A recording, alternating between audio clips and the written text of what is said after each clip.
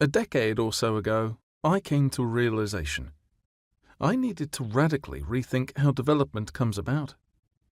By then, I had one foot in academia as an Oxford professor, and one in government as a senior UK government official, serving as chief economist and the most senior technocrat in the UK's Department for International Development, DFID.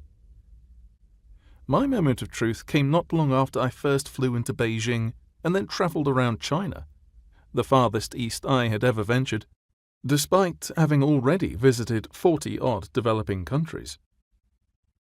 I never saw in China the extreme deprivation I had seen in Burkina Faso, Ethiopia, or India in earlier years. Even if not precise, the statistics don't lie. In the 1980s, China was the country with the largest number of people living in such deprivation. More than 700 million were subsisting on incomes and consumption levels that could reasonably be described as reflecting the most extreme forms of poverty. But by the time I was traveling around China, more than 500 million of Chinese had risen from those depths. 500 million is not a manufactured or a pie-in-the-sky statistic.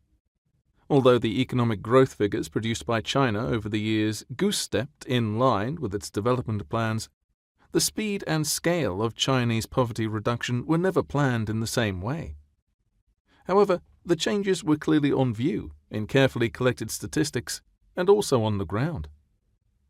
Most lives were not ones of affluence or leisure, but the China of 10 years ago, and today, was definitely not a country in the grip of large-scale extreme poverty.